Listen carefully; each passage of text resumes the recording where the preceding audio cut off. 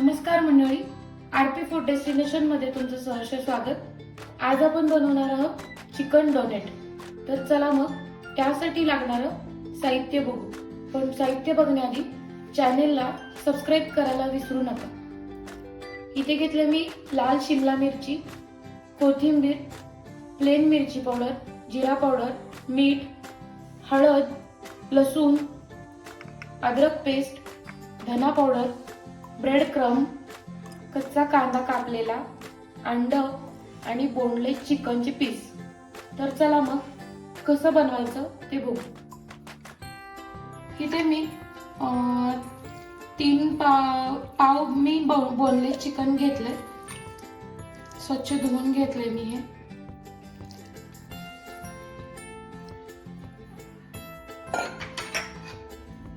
अर्धी रेड शिमला मिरची,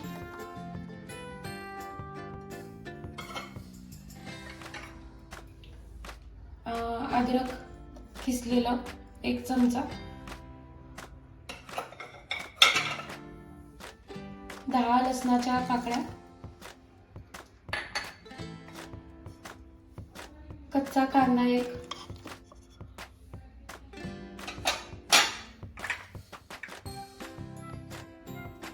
कोथिंबीर,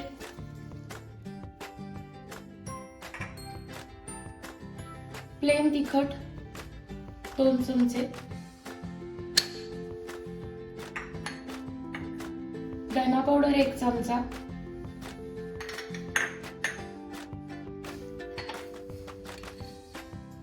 जिरा पावडर 2 चमचे,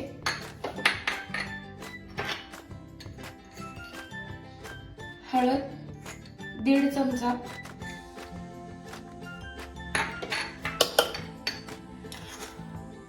चवीनुसार मीठ,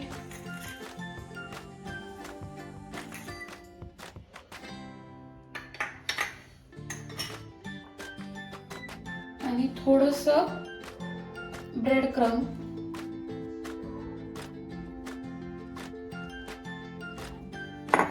एक 3 ते 4 चमचे। आता आपण हे सगळं मिक्सरला ग्राइंड करून घेणार आहोत। आता आपण हे सगळं मिक्सरला ग्राइंड करून घेतलंय। आता इथे मी ब्रेड क्रम्ब बनवून घेतलाय।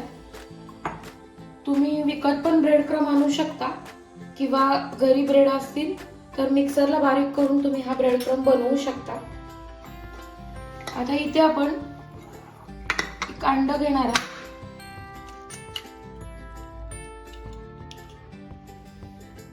त्याच्यात थोडंसं मीठ टाकणार आहोत चवीनुसार।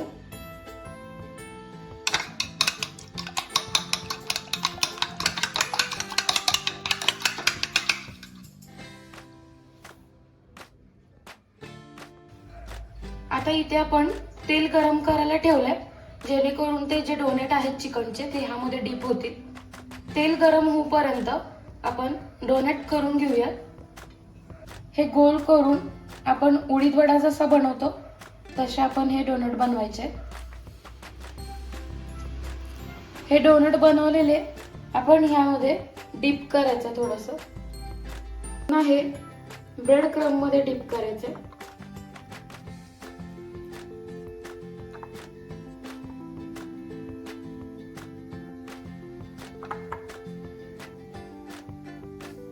हे सगळे डोनट अशा प्रकारे करून घ्यायचे।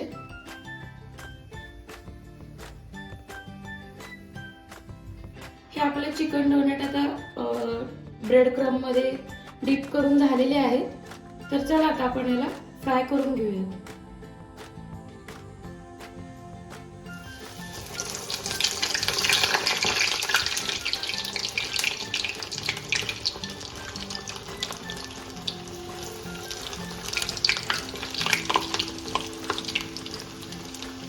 हे अगदी असं ब्राऊन होईपर्यंत भाजून घ्यायचंय।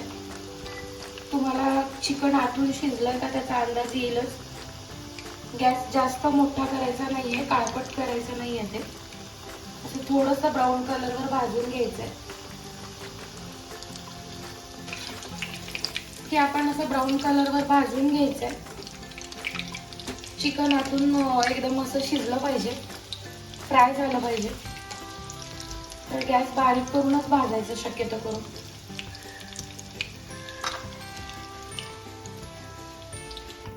आता आपले चिकन डोनेट रेडी झालेले आहेत. तर आता बाकीचे पण मी असेच फ्राय करून घेणार आहे. तर चला मग आता आपण ह्याला सॉस सोबत किंवा अदर कोणता पण सॉस वापरून आपण सर्व करून घेऊयात. मंडळी, मस्त असे चिकन डोनट्स आपले रेडी झालेले आहेत. व्हिडिओ आवडल्यास लाईक करा, शेअर करा, सबस्क्राईब करायला विसरू नका. व्हिडिओ एंड पर्यंत बघितल्याबद्दल धन्यवाद.